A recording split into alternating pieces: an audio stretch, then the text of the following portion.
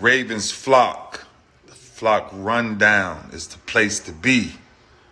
My man Ryan has been a lifelong Ravens fan since he was born. So I'm telling you now, it's about to go down. The podcast, the flock rundown. Ravens, baby. Nothing gets better than waking up and wondering how high we can fly. Tune in. Motionless brainwaves attempt to swim their way to sense, can't tame the untamed. Appreciate you, Ray. What's up, Ravens fans? My name is Ryan, and welcome back to another episode of the Flock Rundown. So we got a few things to go over in this episode. Some good, some bad. Maybe. We'll see. But we'll start with Lamar Jackson last night winning his second MVP. Congrats to Lamar. Well-deserved. He's in rare territory. 2 MVPs put you in Hall of Fame class. He's one of the greats. We already knew that, on the field we can see that, but 2 MVPs solidifies it in the stat column too, or the accomplishment column. He's just missing a Super Bowl now to kind of put him over the top, but I think he'll still get one. He's just turned 27. He's still young, and we got a lot of time left to get that Super Bowl. We all wish it was this year. I don't even want to watch the Super Bowl. I'm not watching the Super Bowl, to be honest with you. I have no interest in. It's the first time in a while that I felt like that, but I just felt like this was our year. We were the one knocking on the door, and obviously we didn't win. We didn't really deserve to win, but I just don't have any interest in the outcome of the game at all. I'm on the next season, and if that feels good to me. Lamar Jackson received 49 out of 50 first place votes, so it was almost unanimous again. And no one's ever got a unanimous MVP twice, so he would have set history. He would have been the only player ever, but Aaron Schatz, I don't even know who that guy is, but Aaron Schatz decided to put Lamar third on his voting ballot and pick Josh Allen as his MVP favorite, and was the lone voter to not pick Lamar. 49-1, still super impressive, 99 out of 100 votes in his last 2 MVPs. But Aaron Schatz ruined the day, and he's taking some heat online for it, and I feel like he should. I feel like it's well-deserved. I'm not in support of that decision to pick Josh Allen and put Lamar third, but it is what it is. I will agree that this year's MVP statistically is a weird year. If you look at just Lamar's stats and you didn't watch a second of football, you're like, how did he win the MVP? Stats this year were not the driving force of the MVP award. And that's okay. I feel like not every single year somebody's going to have 50 touchdowns and an incredible record. And it takes that combination for you to win the MVP. You're not going to win the MVP if you go off, but you don't have a great regular season. Josh Allen had the most touchdowns, but he had a ton of turnovers. He played a lot more recklessly, and that doesn't always lead to winning football. And that's why the Bills didn't have as good of a record and didn't make it as far. So those things come into play. I mean, they're playing football, and that's what it needs to be voted on, and Lamar was the most valuable player, so well-deserved. Congrats again, man. 2 MVPs, it's incredible.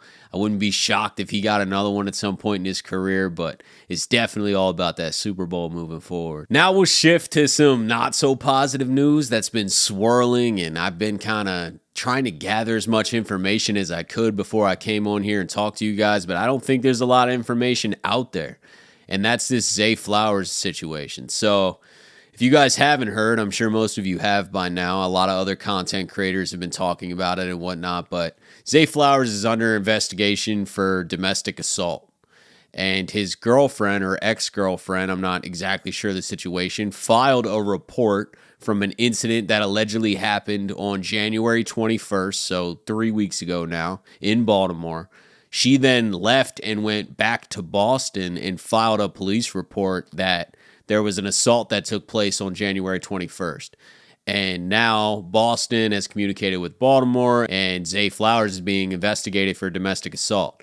Obviously, with the Ravens' history of the Ray Rice situation, they have instilled a zero-tolerance domestic violence policy, which every team should have, to be honest with you. But the Ravens particularly, just after what they went through, are like, we're not dealing with this again. If there's a domestic violence situation with a player on our team, he's no longer on our team. Hopefully that's not the case. We obviously all love Zay. We need Zay on the football field. It would be a huge loss. But if the facts do come out and, he did commit a domestic violent act or he hit his girlfriend or anything along those lines, then yeah, he deserves to be charged. I mean, domestic violence is not something that anybody should be doing ever. And especially a male hitting a female, it should just never happen. And there should be no room for leniency or anything in that regard. So if that is the case, if something did happen and the facts lead to that, then he needs to be charged and he will be cut from the team. Now, obviously, that's if this incident actually happened and we don't know yet. So it's tough to speak because there are no facts, at least not publicly. The only facts are that there is an investigation going on right now. And we haven't heard from Zay or his team, and we haven't heard from the police departments. The Ravens came out and said that they're aware of the situation. What I'm curious of is exactly when did they find out?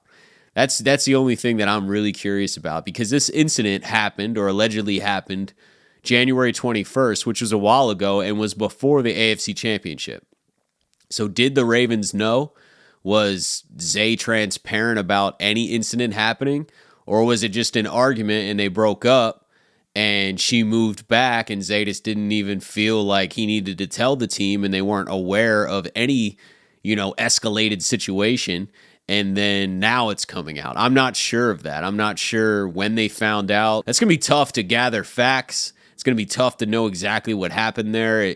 Were other people around? Were other people involved? The police need to talk to everyone, talk to both parties, Zay and his girlfriend or ex-girlfriend. So there's a lot of due diligence still to be done, and we'll just wait and see. It's obviously not ideal to hear something like that. I never want a Ravens player or any player to be going through a situation like this, but it is what it is. And if he did do something wrong, then he needs to be punished for that. I mean, end of story. But I'm hopeful that this was just an argument. Maybe it's just a bad breakup, but nothing physical happened. But not an ideal situation, especially just after this AFC Championship loss. We're getting hit with this.